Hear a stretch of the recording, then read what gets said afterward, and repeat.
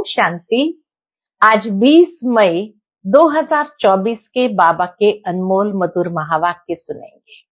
मीठे बच्चे, तुम बाप से भक्ति का फल लेने आए हो। भक्ति का फल है ज्ञान। जिन्होंने जास्ती भक्ति की होगी वही ज्ञान में आगे जाएंगे। आज की मुरली से प्रश्न है, कलयुगी राजाई में किन दो चीजों की जरूरत रहती है जो सतयुगी राजाई में नहीं होगी? उत्तर, कलयुगी राजाई में एक वजीर और दूसरा गुरु की जरूरत रहती है। सतयुग में ये दोनों ही नहीं होंगे। वहां किसी की राय लेने की दरकार नहीं, क्योंकि सतयुगी राजाई संगम पर बाप की श्रीमत से स्थापन होती है। ऐसी श्रीमत मिलती है जो 21 पीढ़ी तक चलती है और सब सदगति में है, इसलिए गुरु की भी दरकार नहीं है। गुरु करते मनुष्य सदगति के लिए, वहां है ही सदगति में, तो गुरु की भी दरकार नहीं। दुर्गति हो तब तो सदगति की ओर ले जाए गुरु, वहां दुर्गति किसी की है ही नहीं। ओम शांति। ओम शांति का अर्थ क्या है? स्वधर्म में बैठो या अपने को आत्म समझ बैठो तो शांत में बैठेंगे। इसको कहा जाता है स्वधर्म में बैठना, शांति स्वधर्म में बैठना। भगवान वाच, स्वधर्म में बैठो। अभी तुम्हें बेहद का बाप बेहद की पढ़ाई पढ़ाते हैं, क्योंकि बाप बेहद का सुख देने वाला है। पढ़ाई से सुख मिलता है ना। अब बाप कहते हैं अपने को आत्म समझ बैठो। बेहद का बाप आया है तुमको हीरे जैसा बनाने। हीरे जैसे देवी देवता ही होते हैं। वह कब बनते हैं? इतने ऊंच पुरुषोत्तम कैसे बने, ये कोई भी बता न सके। ये लक्ष्मी नारायण इतने ऊंच कैसे बने, ये देवी देवताएं कब बनते हैं और कैसे बने, कोई भी बता न सके सिवाय बाप के। प्रजापिता ब्रह्मा के बच्चे तुम ब्राह्मण ठहरे, फिर तुमको देवता बनना है। ब्राह्मणों की है चोटी, तुम शूद्र से ब्राह्मण बने हो, तुम प्रजापिता ब्रह्मा के मुख वंशावली हो। मुख वंशावली तो नहीं हो। कलयुगी सब है कुख वंशावली। दुनिया के अंदर कलयुग में देखो सब कुख वंशावली, साधु संत ऋषि मुनि आदि सब द्वापर से लेकर कुख वंशावली बने हैं। अभी सिर्फ तुम प्रजापिता ब्रह्मा कुमार कुमारी ही मुख वंशावली बने हो। यह तुम्हारा है सर्वोत्तम कुल, देवताओं से भी उत्तम, क्योंकि तुमको पढ़ाने वाला, मनुष्य से देवता बनाने वाला बाप आया है। ये बाप की रिस्पॉन्सिबिलिटी है। बच्चों को बैठ समझाते हैं, क्योंकि भक्ति मार्ग वाले यहाँ आते ही नहीं है। यहाँ आते हैं ज्ञान मार्ग वाले। तुम आते हो बेहद के बाप से भक्ति का फल लेने। अब भक्ति का फल कौन लेंगे? जिसने सबसे जास्ती भक्ति की होगी वही पत्थर से पारस बुद्धि बनते हैं, वही आकर ज्ञान लेंगे, क्योंकि भक्ति का फल भगवान को ही आकर देना है। ये अच्छी रीति समझने की बातें हैं। अभी तुम कलयुगी से सतयुगी, विकारी से निर्विकारी बनते हो अथवा पुरुषोत्तम बनते हो। तुम आए हो ऐसा लक्ष्मी नारायण जैसा बनने के लिए। यह भगवान भगवती है तो जरूर इन्हों को भगवान ही पढ़ाएंगे। भगवान वाच, परंतु भगवान किसको कहा जाता है? भगवान तो एक होता है। भगवान कोई सैकड़ों हजार नहीं होते हैं, मिट्टी पत्थर में नहीं होते हैं। बाप को न जानने के कारण भारत कितना कंगाल बन पड़ा है। अब बच्चे जानते हैं भारत में इनकी यानी लक्ष्मी नारायण की राजधानी थी। इन्हों के बाल बच्चे आदि जो भी थे राजधानी के मालिक थे। तुम यहाँ आए ही हो किस लिए? हाँ, बाबा कहे तुम यहाँ आए ही हो राजधानी के मालिक बनने के लिए। ये अभी तो नहीं है ना। भारत में इन्हों का राज्य था। बच्चों को समझाया जाता है जब इन देवी देवताओं की राजधानी थी, सूर्यवंशी और चंद्रवंशी थे, तब और कोई धर्म नहीं था। इस समय फिर सब धर्म है, यह धर्म नहीं है। देवी देवता धर्म लुप्त हो गया है। यह जो फाउंडेशन है जिसको थुर कहा जाता है, इस समय मनुष्य सृष्टि रूपी झाड़ का थुर सारा सड़ गया है, बाकी सब खड़े हैं। अब उन सब की आयु पूरी होती है। यह मनुष्य सृष्टि रूपी वैरायटी झाड़ है। भिन्न नाम रूप देश काल अनेकानेक है ना। कितना बड़ा झाड़ है। बाप समझाते हैं कल्प कल्प ये झाड़ जर्जरीभूत तमो प्रधान हो जाता है, तब फिर मैं आता हूं। तुम मुझे पुकारते हो, बाबा आओ, हम पतितों को आकर पावन बनाओ।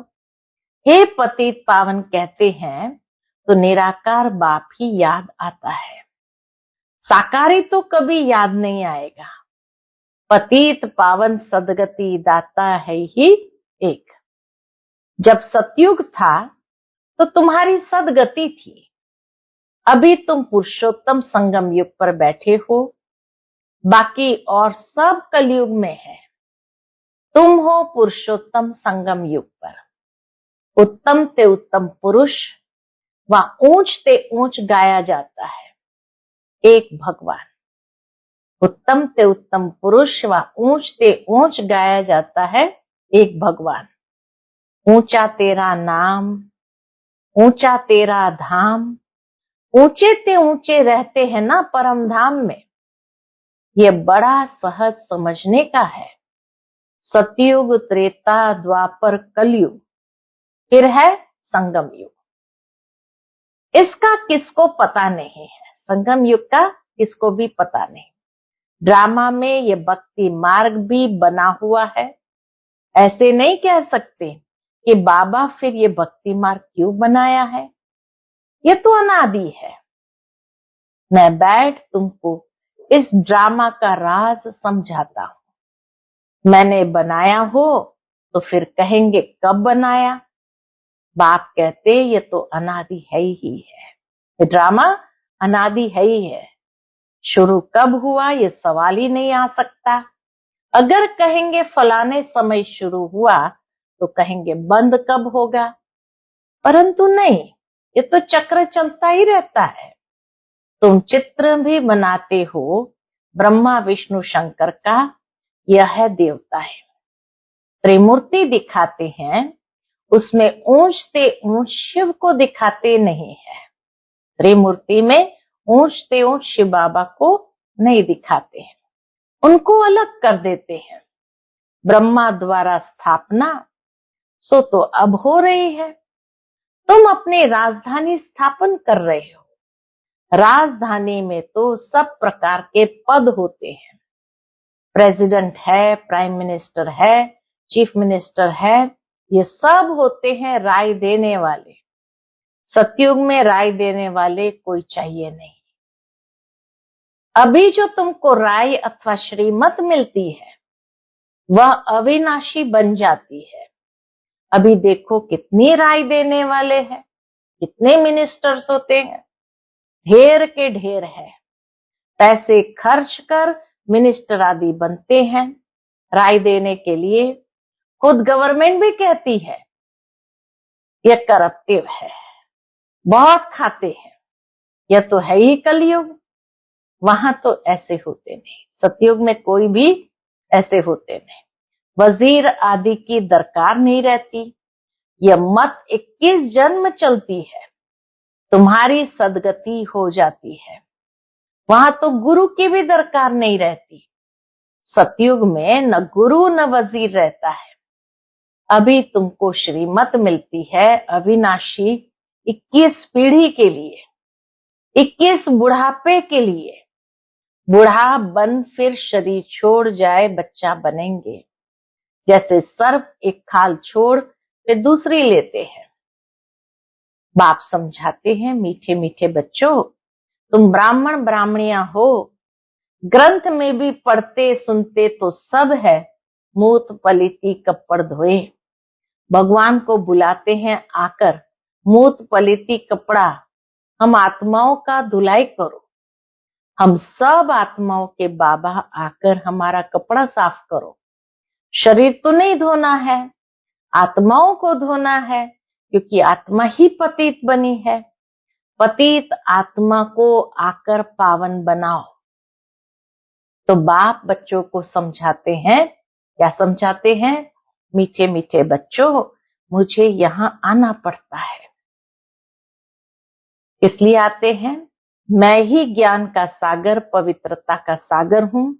तुम बेहद के बाप से बेहद का वर्षा लेते हो, हद के बाप से हद का वर्षा मिलता है।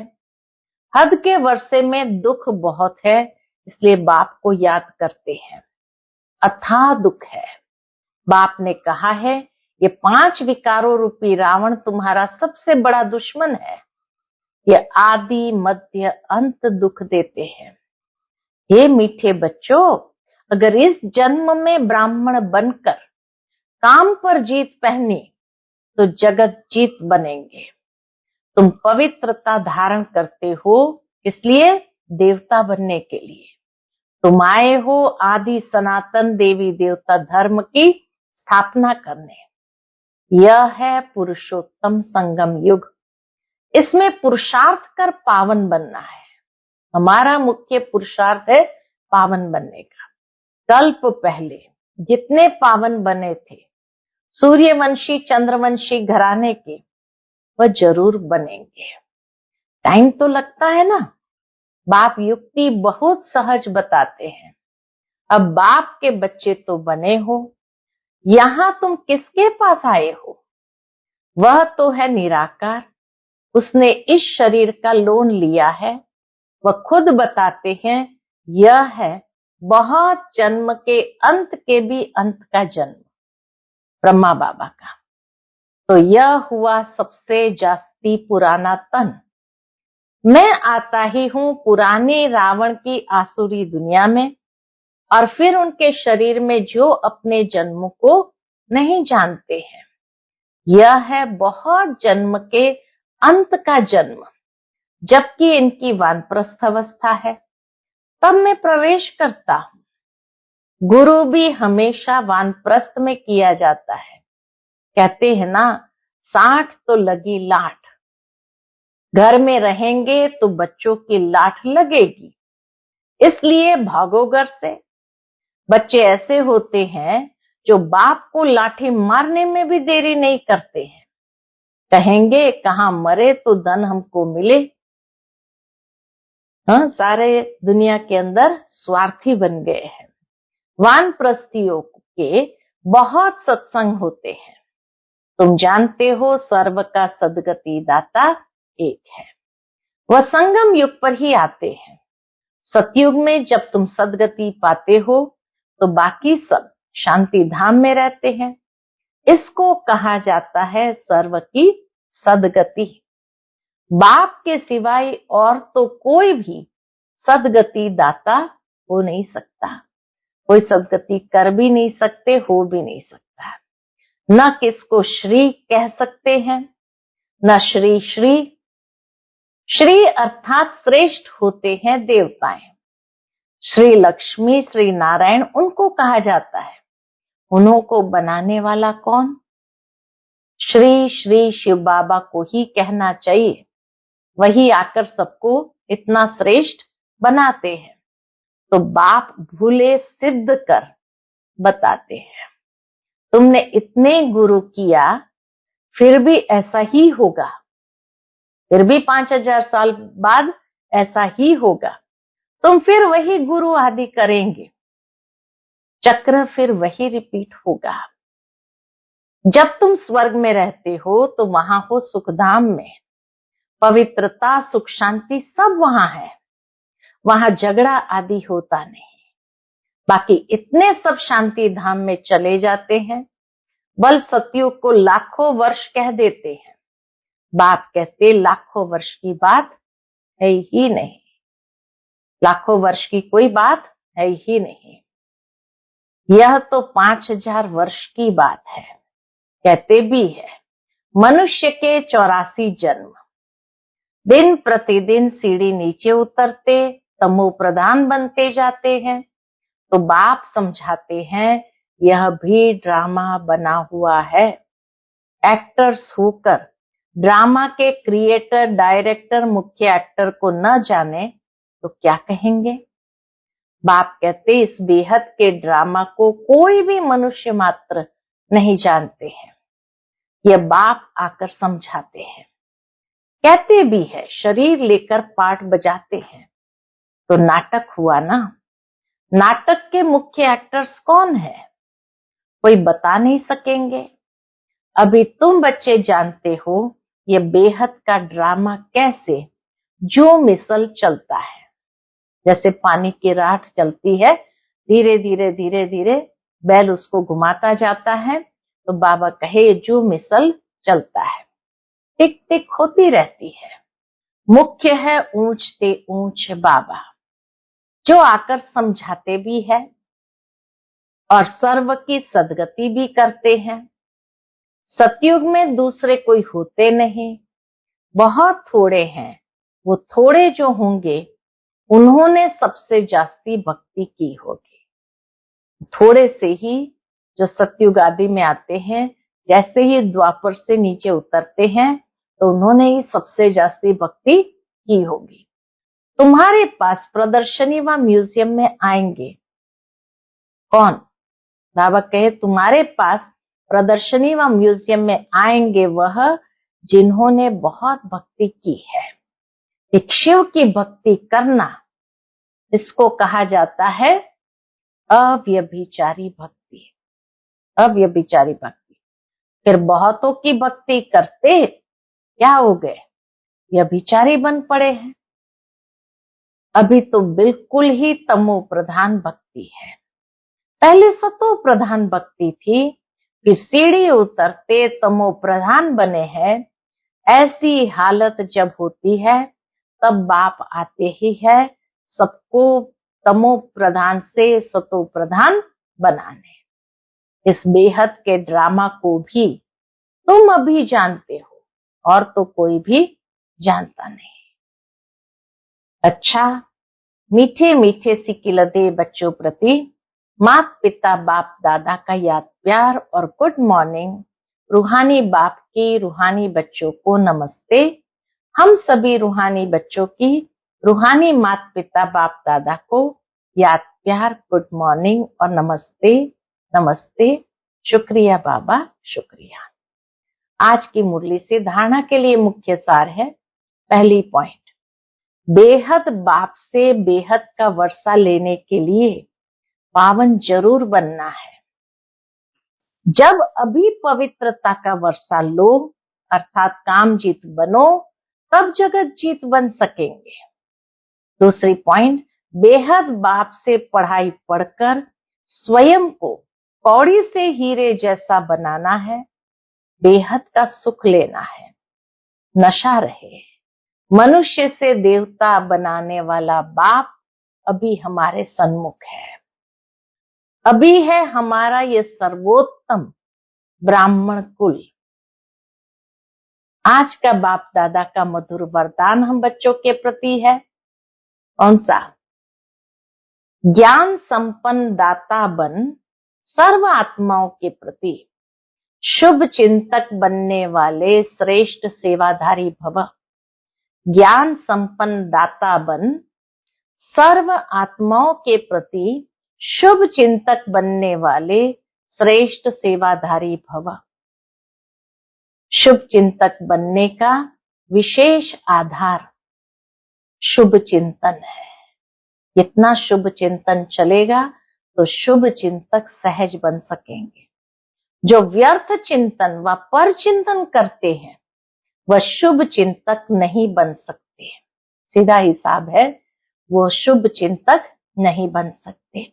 शुभ चिंतक मणियों के पास शुभ चिंतन का शक्तिशाली खजाना सदा भरपूर होगा। भरपूरता के कारण ही औरों के प्रति शुभ चिंतक बन सकते हैं। खुद अंदर से भरपूर है तो दूसरों के प्रति भी शुभ चिंतक बन सकते हैं।